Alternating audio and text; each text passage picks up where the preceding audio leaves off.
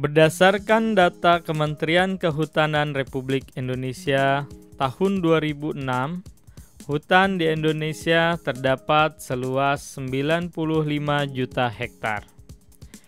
45 juta hektar berupa hutan primer dan 50 juta hektar berupa hutan sekunder.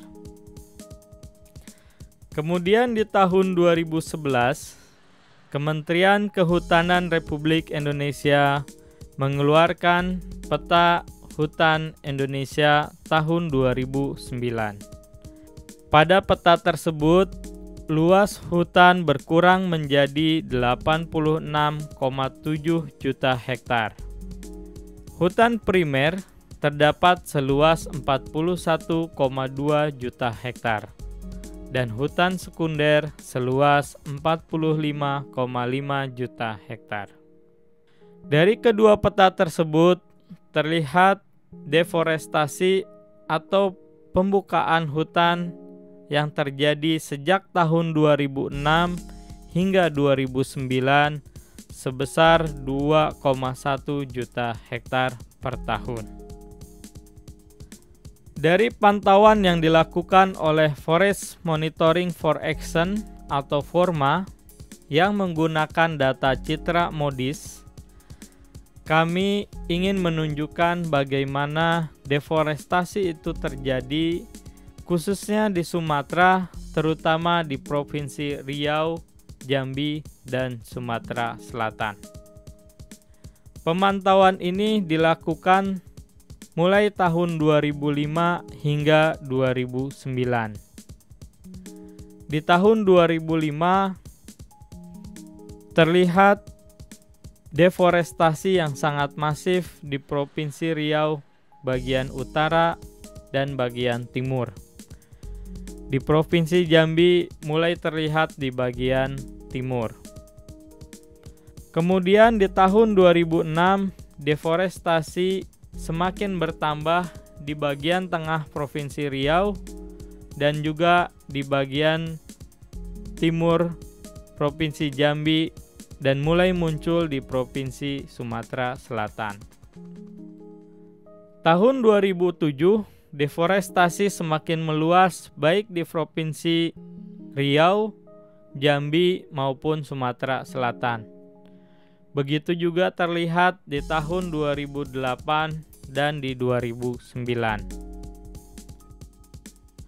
Apabila peta deforestasi tersebut di-overlay atau ditumpang tindihkan dengan batas konsesi hutan tanaman industri atau HTI tahun 2010 yang dirilis atau dikeluarkan oleh Kementerian Kehutanan Republik Indonesia, maka akan tampak bahwa deforestasi ini lebih banyak disebabkan oleh pembukaan konsesi-konsesi tersebut. Karena data yang tersedia dan dapat diakses oleh publik hanya sampai tahun 2009, maka pada tanggal 5 Agustus 2010 dan 5 Mei 2011, kami berinisiatif untuk melakukan pemantauan udara di wilayah-wilayah yang kami duga terjadi deforestasi. Kami menemukan adanya pembukaan lahan di hutan alam yang merupakan sumber kehidupan bagi masyarakat adat ataupun masyarakat di pinggir hutan. Juga merupakan habitat satwa langka yang diantaranya yaitu harimau Sumatera, gajah Sumatera, owa, dan satwa-satwa lain yang dilindungi oleh undang-undang. Bahkan, kami juga menemukan adanya pembukaan lahan di lahan gambut yang dalam, yang merupakan wilayah yang dilindungi oleh undang-undang yang tidak boleh dibuka. Terlihat pada foto yang kami ambil, di atas konsesi PT Bina Duta Laksana anak perusahaan Asia Pulp and Paper yang berada di bawah Sinarmas Group, kami dapat memperlihatkan kepada publik bahwa adanya pembukaan lahan di wilayah lahan gambut dalam dengan diperlihatkan adanya ekskavator yang tenggelam yang menunjukkan wilayah tersebut merupakan lahan gambut yang dalam.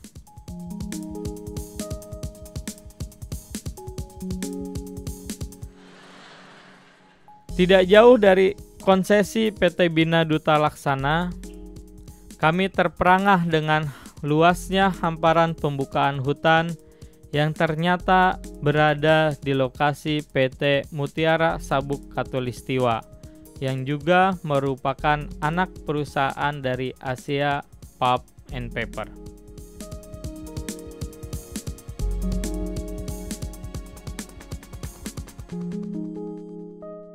Beranjak ke utara di Provinsi Riau, sejauh mata memandang kami kembali terperangah melihat lahan yang terbuka yang dahulu merupakan hutan alam. Pembukaan lahan ini terdapat di konsesi PT Ruas Utama Jaya.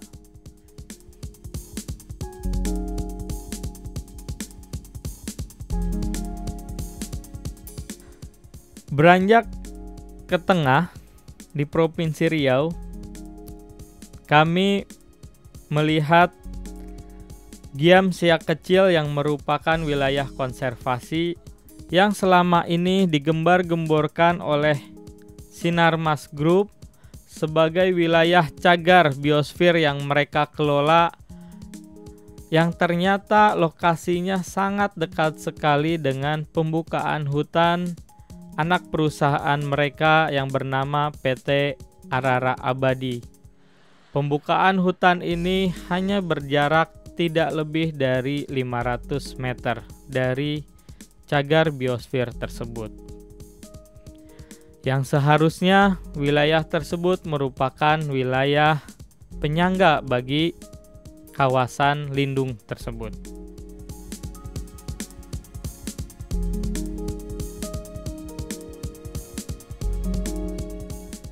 Beranjak ke bagian tengah Pulau Sumatera, di mana wilayah tersebut merupakan rumah bagi masyarakat adat yang dikenal sebagai orang rimba dan habitat harimau Sumatera, kami melihat hamparan hutan yang sudah dibuka yang sangat besar sekali, sementara tempat hidup bagi orang rimba dan habitat satwa semakin berkurang. Konsesi ini adalah milik PT Artelindo Wiratama.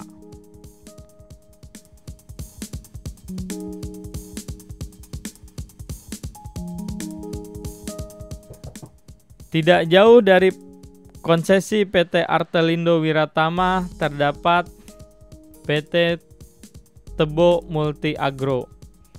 Yang keduanya merupakan anak perusahaan Asia Pulp and Paper yang berada di bawah Sinarmas Group.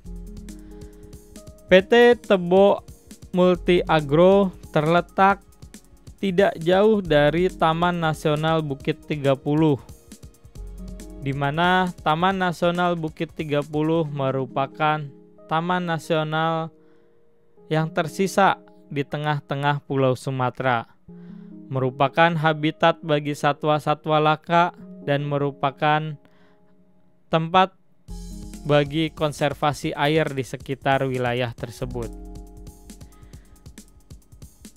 Lokasi PT Tebo Multi Agro yang sangat dekat dengan Taman Nasional Bukit 30 semestinya adalah kawasan penyangga bagi Taman Nasional tersebut.